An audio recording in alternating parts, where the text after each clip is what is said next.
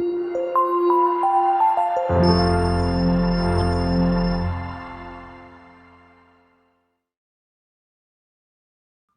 दोस्तों, सीजीपीएस dream academy में आप सभी का स्वागत है। तो दोस्तों, जैसा कि आप जानते हैं कि 24 अप्रैल 2022 को सीजी व्यापम द्वारा पटवारी परीक्षा आयोजन किया गया था।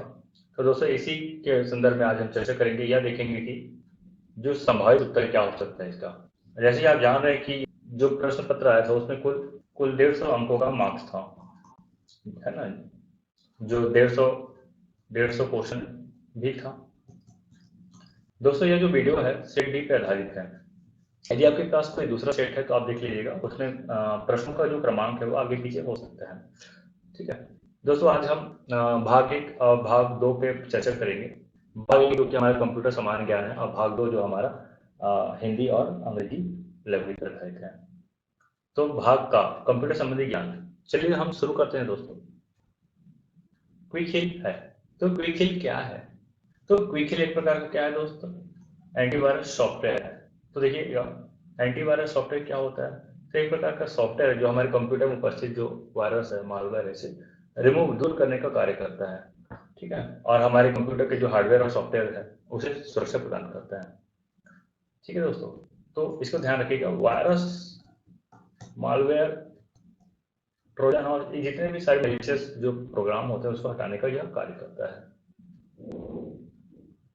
देखिए, यदि आप मार्केट जाते हैं, परचेज करते हैं क्विक हिल, तो आपको इस प्रकार का एक बॉक्स देखने को मिलेगा। इसके अंदर एक सीडी मिलेगा, सीडी में ही आपको सॉफ्टवेयर मिलेगा जिसे आपको कंप्यूटर में इंस्टॉल करना होगा।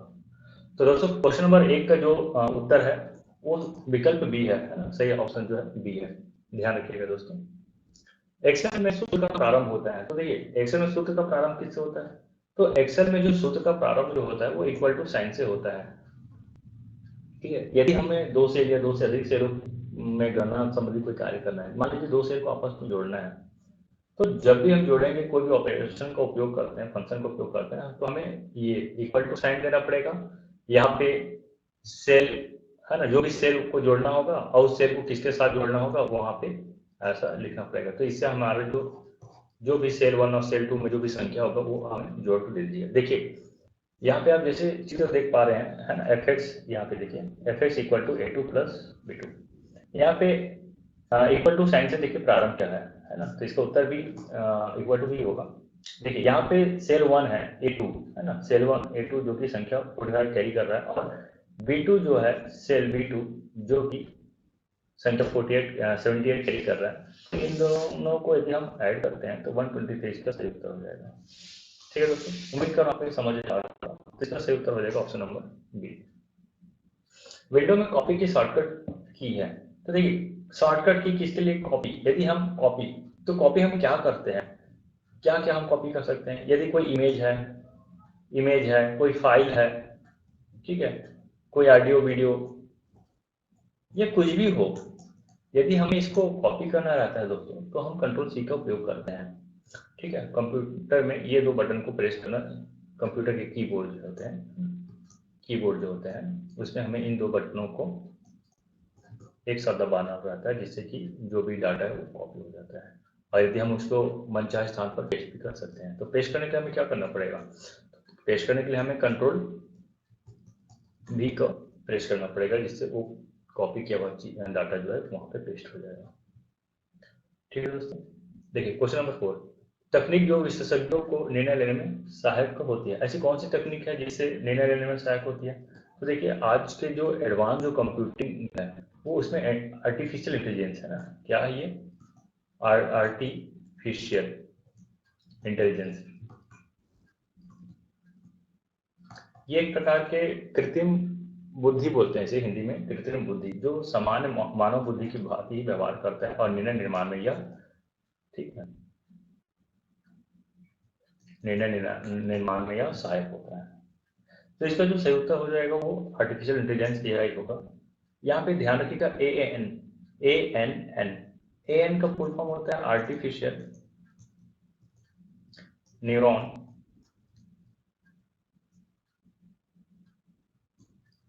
नेटवर्क। ये भी एक प्रकार का आर्टिफिशियल इंटेलिजेंस का ही पार्ट होता है। आर्टिफिशियल इंटेलिजेंस का एक पार्ट है जो कंप्यूटर में निर्णय निर्माण का ही कार्य करता है। देखिए, इससे यदि हम सबसे अच्छे उदाहरण की बात करते हैं तो सोफिया नामक एक रोबोट है जो कि सऊदी अरब, ठीक है, जो कि सऊदी अरब द्वारा निर्माण किया गया है। ये एक प्रकार की कृत्रिम बुद्धि पर आधारित एक रोबोट है जो मानव भांति ही व्यवहार करता है। तो इसका यदि हम सही उत्तर की बात करें तो आर्टिफिशियल इंटेलिजेंस ही होगा दोस्तों। तो यदि आपका ऑप्शन ए सही है, आपने ऑप्शन ए पे टिक किया है, तो उत्तर आपका सही होगा, ऐसा उम्मीद किया जा सकता है। दोस्तों, जो भी उत्तर बताया जा रहा है हमारे द्वारा वो विश्लेषण किया हुआ है, कई जगहों से हमने सर्च किया है और ये जानने की कोशिश किया है कि इसका सही उत्तर क्या हो सकता है। तो हम अपने आधार पे सही उत्तर देने की कोशिश कर रहे हैं दोस्तों। यदि हो सकता है आयोग अपने आधार पर कुछ और भी उत्तर ले ले, वो आयोग के ऊपर डिपेंड करता है वो क्या उत्तर लेगा। फिर भी से दोस्तों हम संभावित उत्तर देने की पूरी तरह से कोशिश करें जो 100% सही हो। ठीक है दोस्तों, चलिए आगे बढ़ते हैं क्वेश्चन नंबर 5 पे। ये एक्सप्लेनेशन है दोस्तों, यदि आप चाहे तो इसको देख सकते हैं। आपको इसका पीडीएफ भी मिल जाएगा हमारे Telegram channel CGPSC dream academy पर, है ना, CGPSC ड्रीम अकेडमी पर। ठीक है दोस्तों, आप CGPSC ड्रीम अकेडमी सर्च कीजिएगा, आपको वहाँ आपको यह पीडीएफ मिल जाएगा जिसे आप पढ़ भी सकते हैं और भविष्य में यह काम भी आएगा आपका। निम्नलिखित में कौन सा फंक्शन कैटेगरी एक्सेल में नहीं है? तो कौन सा, देखिए फंक्शन कैटेगरी यदि हम बात करते हैं तो हमारे जो एक्सेल है, इस एक्सेल में कुल 12 प्रकार के, लगभग 12 प्रकार के फंक्शन कैटेगरी होता है, जिसमें लॉजिकल है, वित्तीय है, टेक्स्ट है, लेकिन डाटा सीरीज नहीं है। तो इसका सही उत्तर जो होगा ऑप्शन नंबर बी हो जाएगा। देखिए यहाँ पे हम बात कर रहे हैं फंक्शन का, ठीक है। तो इसमें जो फंक्शन है फाइनेंशियल है, डेट एंड टाइम है, मैथ एंड रीडिंग है, स्टैटिकल्स है, लुकअप्स एंड रेफरेंस है, database, logical, text, information, engineering, cube, compatibility. देखिए ये सारा का सारा क्या है, फंक्शन कैटेगरी, जिसमें हमारे जो ऑप्शन है इसमें देखिए क्या क्या मिला है। एक तो फाइनेंशियल है, दूसरा टेक्स्ट है और तीसरा क्या है, लॉजिकल है। तो क्या नहीं है, तो ऑप्शन बी नहीं है, तो यही हमारा उत्तर हो जाएगा। ठीक, क्वेश्चन नंबर 6, निम्नलिखित में कौन सा इम्पैक्ट प्रिंटर है? देखिए इम्पैक्ट प्रिंटर क्या होता है? तो इम्पैक्ट प्रिंटर में क्या होता है, जो जिसमें हमें प्रिंट करना रहता है, जैसे A4 साइज की कोई कॉपी हो गया, पेज हो गया, तो जो प्रिंट का जो पद्धति है उसमें हैमर का उस पेज पे डायरेक्ट संपर्क होता है और डायरेक्ट संपर्क के द्वारा क्या होता है, प्रिंट होता है। इसके बीच में कार्बन रख देते हैं, कार्बन में जो भी स्याही होता है वो डायरेक्ट हमारे पेज में चिपक जाता है, जिससे प्रिंट होता है। ठीक है, तो इम्पैक्ट प्रिंटर की यदि हम बात करते हैं तो डॉट मैट्रिक्स जो है इम्पैक्ट प्रिंटर का उदाहरण है। लेजर और इंकजेट की बात करें तो ये नॉन इम्पैक्ट प्रिंटर है। ठीक है दोस्तों, तो इसका सही उत्तर हो जाएगा ऑप्शन नंबर सी। ठीक, यहाँ पे आप देख सकते हैं इम्पैक्ट प्रिंटर और non impact printer. Non impact printer में ये 3 है, इंकजेट, लेजर और थर्मल। यदि हम इम्पैक्ट प्रिंटर की बात करें तो 2 भागों में विभाजित है, कैरेक्टर प्रिंटर और लाइन प्रिंटर। कैरेक्टर प्रिंटर का मतलब ये होता है जो एक कैरेक्टर एक टाइम पे प्रिंट करे, और लाइन प्रिंटर का मतलब है जो एक टाइम पे पूरी लाइन को प्रिंट कर दे। ठीक है, तो डॉट मैट्रिक्स और डेलीविल एक प्रकार का कैरेक्टर प्रिंटर है। चलिए आगे देखते हैं क्वेश्चन नंबर 7 को। स्कैनर क्या है? तो स्कैनर क्या होता है? स्कैनर का मतलब स्कैन करना। तो क्या स्कैन करता है? तो ये हार्ड कॉपी को, ठीक है, हार्ड कॉपी को सॉफ्ट कॉपी में कन्वर्ट करता है। ठीक है दोस्तों, हार्ड कॉपी को सॉफ्ट कॉपी में कन्वर्ट करता है स्कैनर। ये क्या है, एक प्रकार का इनपुट डिवाइस है। आउटपुट डिवाइस क्या होता है? जो हमारे दिए गए डाटा को क्या करे, प्रदर्शित कर रिजल्ट के तौर पे। और ये कहाँ से हमें प्राप्त होती है? ये हमें प्राप्त होती है स्पीकर से, मॉनिटर से।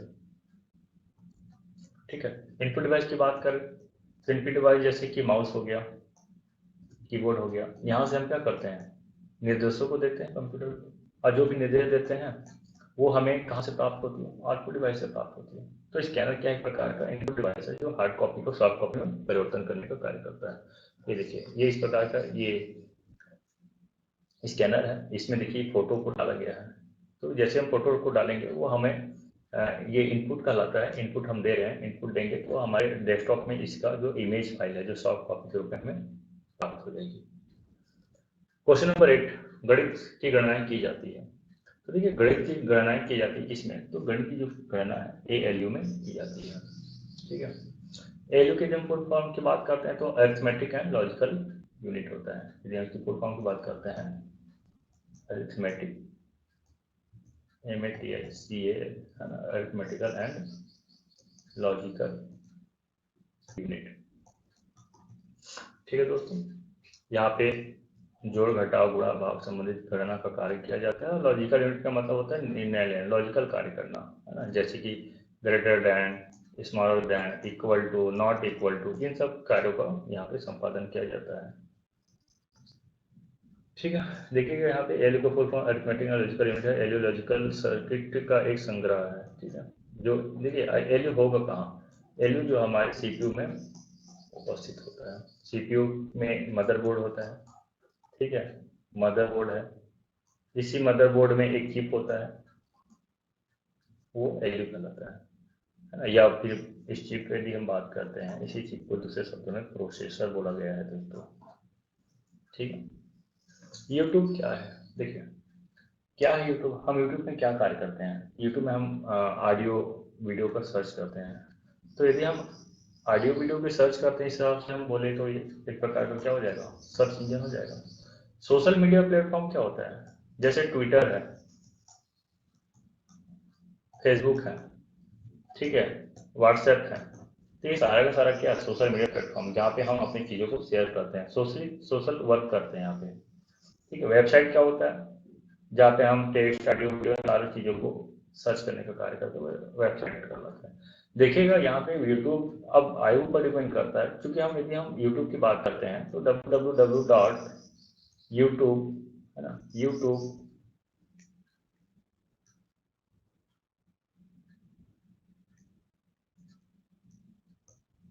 youtube.com करके हम सर्च भी करते हैं तो हमें एक वेब पेज मिलता है। तो यदि हम इस आधार पे बात करें तो एक वेबसाइट भी कहलाता है, क्योंकि इसमें सर्चिंग का ही कार्य होता है। मोस्टली हम इसमें हम कार्य जो कर रहे हैं सर्च का कार्य करते हैं, इसलिए हो सकता है शायद ये सर्च इंजन ही हो, लेकिन थोड़ा डाउट भी है यहाँ पे कि ये वेबसाइट भी हो सकता है। अब आयोग डिपेंड ऊपर डिपेंड करता है तो इसका उत्तर क्या देता है, लेकिन फिर भी से संभावित उत्तर की हम बात करते हैं तो इसका उत्तर ये हो जाएगा। ठीक है, ये इस तरह से यूट्यूब का ये लोगो है, ध्यान रखिएगा। डीवीडी का संग्रहण क्षमता होती है, तो देखिए डीवीडी की यदि हम बात करते हैं तो ये मानते हैं यहाँ पे ये डीवीडी है, ठीक है, और यहाँ पे क्या है, सीडी है। ये इस तरह से हमें देखने को मिलता है। डीवीडी की यदि हम साइज की बात करते हैं तो इसमें जो डाटा स्टोर होता है, ठीक है, यदि हम डाटा स्टोर की बात करते हैं तो ये इसमें करीब करीब 4.7 GB मिनिमम तो होता ही होता है, ठीक है, मिनिमम। यदि हम सीडी की बात करते हैं तो सीडी में जो डाटा स्टोर होता है वो 700 MB होता है। तो यदि हम बात करते हैं MB और GB की, तो MB जो है GB से छोटा है। तो संग्रहण क्षमता की अगर हम बात करें तो सीडी से ज़्यादा होता है, ना कि सीडी से कम या सीडी के समान। ठीक है, ठीक है, ये देखिए यहाँ पे है, इसकी क्षमता 700 MB है, तो इसकी क्षमता जो है 4.7 GB से 17 GB तक भी हो सकती है। देखिए मल्टीमीडिया एक प्रकार का पटल है। तो मल्टीमीडिया क्या है, तो मल्टीमीडिया क्या होता है, जहाँ पे हम टेक्स्ट, ऑडियो, वीडियो, इन सब चीज़ों को देखते हैं, ग्राफिक्स, ये सब चीज़ों को देखते हैं। तो इसका मकसद क्या है, तो मल्टीमीडिया का मकसद होता है कम्युनिकेट करना, चाहे हम चित्र के माध्यम से कम्युनिकेट करें या किसी भी प्रकार के, चाहे ऑडियो वीडियो जो भी हो। तो इसका जो सही उत्तर होगा वो हो जाएगा संवाद, यानी कि कम्युनिकेशन। देखिए इसका जो हम प्रयोग क्या करते हैं, दर्शकों के लिए, व्यावसायिक दर्शकों के लिए संचार और शिक्षण प्रयोगों का एक श्रृंखला प्रदान करता है। रोम क्या है, देखिए यदि हम रोम की बात करते हैं तो रोम क्या फुल फॉर्म की हम बात करें तो ये हो जाएगा रीड ओनली मेमोरी, ठीक है, जहाँ पे हम रीडिंग का कार्य करते हैं। हालांकि रीडिंग का कार्य नहीं, यहाँ पे राइटिंग का भी कार्य होता है, लेकिन यह एक प्रकार का क्या है, स्थायी मेमोरी है, जहाँ पे डाटा कभी भी लॉस नहीं होता है। डाटा लॉस होना ना होना का तात्पर्य है यदि हम लाइट ऑफ कर देते हैं, यदि हम पावर ऑफ कर देते हैं, कंप्यूटर को किसी प्रकार का पावर नहीं देते हैं, तो इसमें जो स्टोर होती है डाटा वो अपने आप चली जाती है। तो अपने आप चली जाए तो क्या हो गया, अस्थायी मेमोरी, और ना जाए तो क्या हो गया, स्थायी मेमोरी, जो स्थायी रहता है। जैसे हमारे मोबाइल है, मोबाइल में जो भी हम डाटा वगैरह स्टोर करके रखते हैं वो कभी जाती नहीं है, चाहे मोबाइल स्विच ऑफ हो या ना हो, तो उसे हम बोल रहे हैं रोम। तो किस प्रकार का वो एक मेमोरी होगा, तो वो इस टाइम में भी कहलाएगा, ध्यान रखिएगा।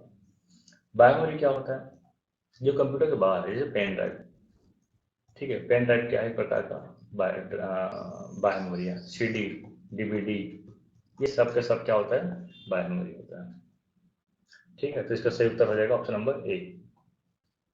निम्नलिखित में कौन सा सुपर कंप्यूटर है, यदि हम सुपर कंप्यूटर की बात करते हैं तो समझिएगा यहाँ पे सुपर कंप्यूटर का सही उत्तर हो जाएगा ऑप्शन नंबर सी, परम।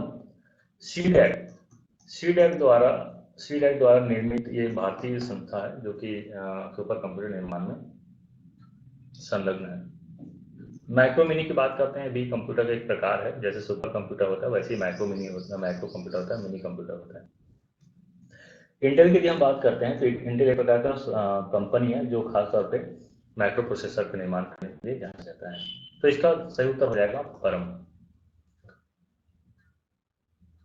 MS वर्ड किस पैकेज का हिस्सा है, तो MS वर्ड जो है MS ऑफिस का हिस्सा है। यदि हम MS ऑफिस की बात करते हैं तो एक पैकेज होता है, सॉफ्टवेयर का एक समूह है जिसमें हमें MS वर्ड, ठीक है, MS access, MS excel, MS PowerPoint, ये सब देखने को मिलता है, ठीक है। ये देखिए यहाँ पे जहाँ पे एक्सेल है, वन नोट है, आउटलुक, वर्ड और पावर पॉइंट, ये सब पैकेज है जो कि हमें MS ऑफिस के अंदर देखने को मिलता है। तो इसका सही उत्तर हो जाएगा option number B. Computer virus क्या है, देखिए कंप्यूटर वायरस क्या है, सॉफ्टवेयर है, हार्डवेयर है, मेमोरी है, सिस्टम सॉफ्टवेयर क्या है।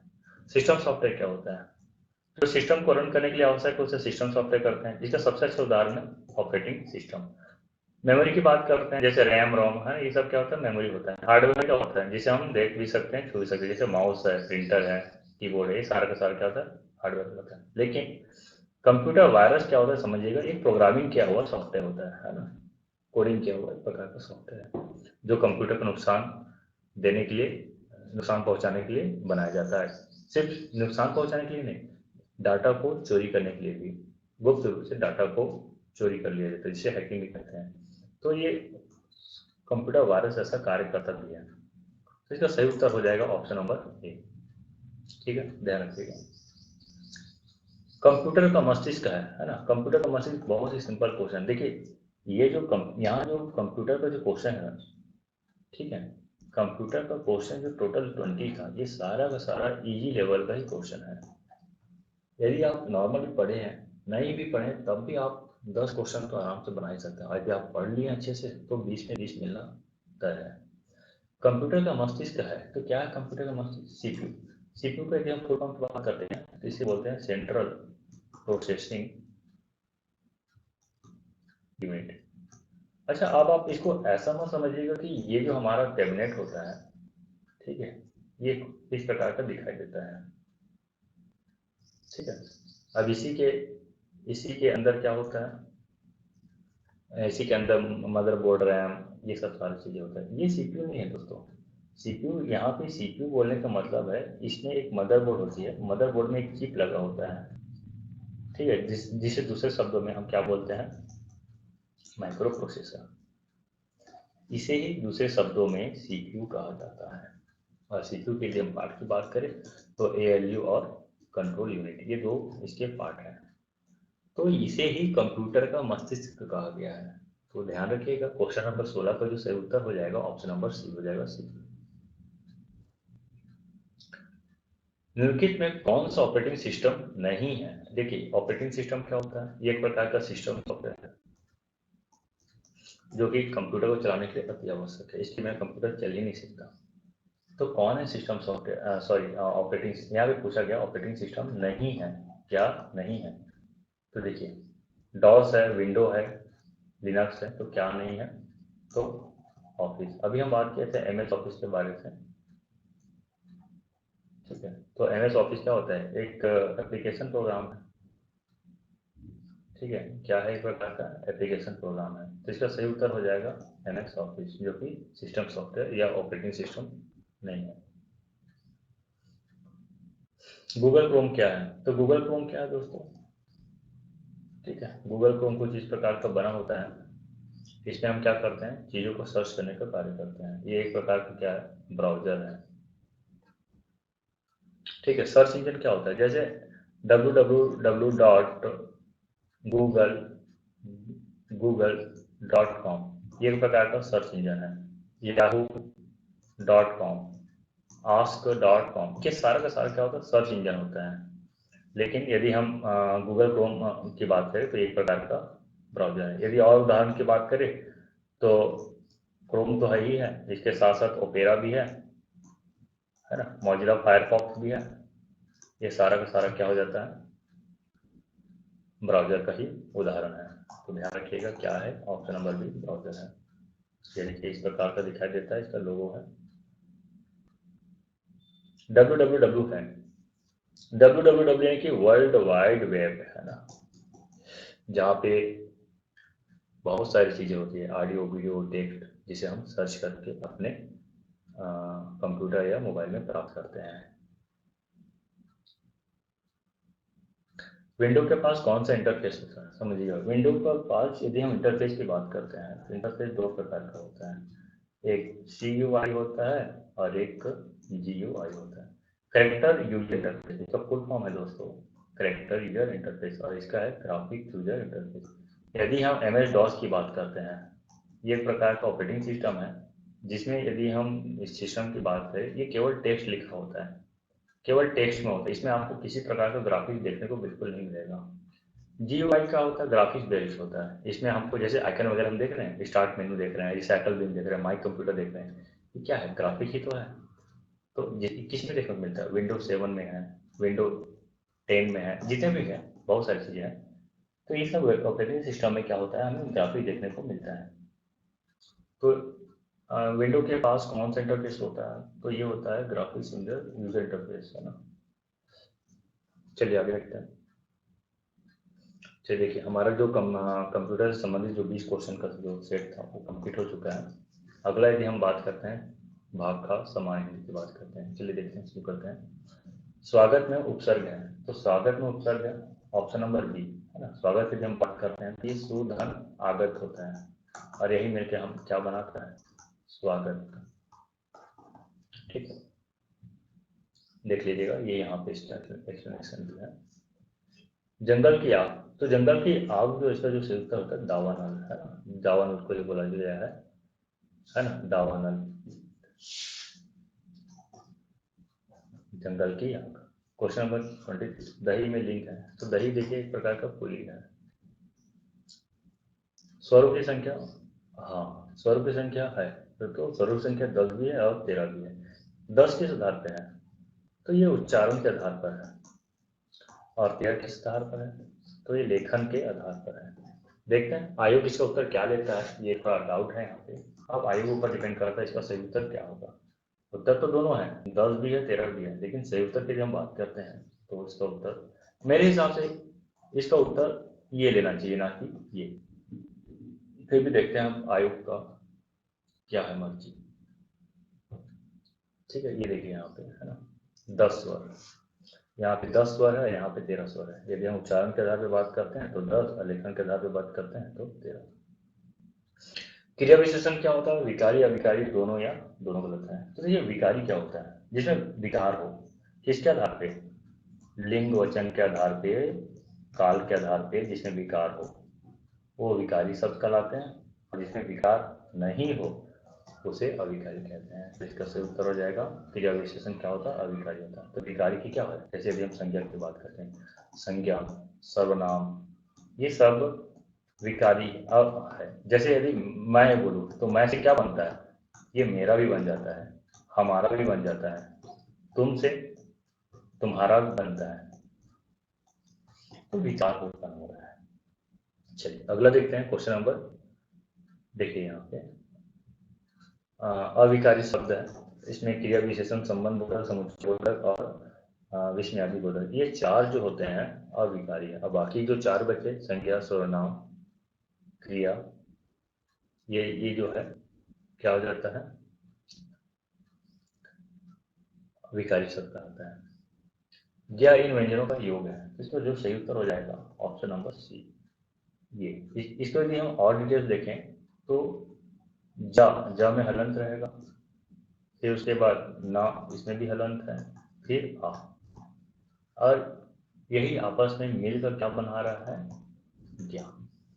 देखिए इसमें और इसमें माइनर डिफरेंस है, बस इसमें हलंत नहीं लगा है। यदि हम इसको तोड़ते हैं तो ये हो जाता है जा, फिर आ, फिर ना, फिर आ। तो ये ऐसा बन जाता है, तो ये गलत है। इसका सही ऑप्शन हो जाएगा उत्तर नंबर ऑप्शन नंबर सी। ठीक है, ये क्या एक प्रकार का संयुक्ताक्षर है जो दो या दो से अधिक वर्णों से मिलकर बना हुआ है। निम्न समूह में एक परिवाची शब्द नहीं है, ध्यान रखिएगा, नहीं है। तो देखिए जलद, नीरज, अंबुज, ये तीनों का तीनों जो है बादल का पर्यायवाची शब्द है। और यदि जलज की बात करते हैं, जलज को दूसरे शब्द में बोलते हैं कमल। ये किसका पर्यायवाची है, कमल का, जो जल में उत्पन्न से कमल कहते हैं। तो इसका नहीं है पूछा गया है दोस्तों, तो इसका सही उत्तर हो जाएगा ऑप्शन नंबर डी। ठीक है, ये देख लीजिएगा, अलग अलग है, इसमें और बहुत सारे पर्यायवाची शब्द दिया गया है जो कि बादल और कमल से संबंधित है। निरोग का संधि विच्छेद होगा, तो निरोग का संधि विच्छेद होगा ऑप्शन नंबर सी, निर्धन रोग में तो बनता है निरोग। ठीक है, यहाँ पे थोड़ा सा कंफ्यूजन भी आता है, कई बार कई जगह देखने को मिलता है निरोग ही है ऐसा। खैर जो भी रहे, ऑप्शन तो सी ही होगा। चलिए, बहुवीर्य समाज, बहुवीर्य समाज में क्या होता है, ये समाज क्या है, दो पदों का मेल है। समाज क्या होता है, समाज जो है दो पदों का मेल है, प्रथम पद और द्वितीय पद। जब हम इन दोनों पदों को जोड़ते हैं तो बनता है समास। तो बहुवीर्य समास क्या है, जहाँ पे प्रथम पद और द्वितीय पद दोनों के दोनों मुख्य ना हो और इन दोनों का अर्थ किसी तीसरे शब्द की ओर इंडिकेट करता है, उसे हम बहुवीर्य समास कहते हैं। तो इसका जो सही उत्तर हो जाएगा पीताम्बर। ठीक है, पीताम्बर, पीत धन अंबर। चौराहा की जब बात करते देखिएगा, चौराहा ये द्विगु समास है, नीलकमल जो है तत्पुरुष समास है, और यथाशक्ति जो है अवयव समास है। पीताम्बर को यदि हम देखें तो इसे हम कर्मधारय समास भी कर सकते हैं दोस्तों, पर लेकिन जो सही उत्तर आएगा यहाँ पे ऑप्शन नंबर डी ही आएगा।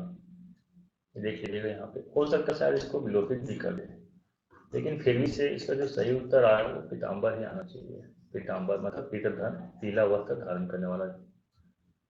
अक्षर का अर्थ नहीं है, तो देखिए अक्षर का अर्थ ईश्वर है, वर्ण है, अविनाशी, तीनों है, लेकिन जो नहीं है वो है वंश। तो इसका सही उत्तर हो जाएगा बी। देखिए यहाँ पे यदि हम बात करते हैं अक्षर, संस्कृत के हिसाब से क्या होता है, जिसका नाश ना हो, अविनाशी, स्थिर, अच्युत, नित्य। पुल्लिंग की बात करते हैं, पुल्लिंग में इसका अर्थ हो जाता है वर्ण। संज्ञा की बात करें तो परमात्मा, विशेषण की बात करें तो अविनाशी और नित्य। समझ रहे हैं, तो ये हिसाब से अलग अलग इसका अर्थ निकलता है, लेकिन वंश तो बिल्कुल नहीं है। चलिए दोस्तों, इस तरह से हमारा हिंदी भी कंप्लीट होता है।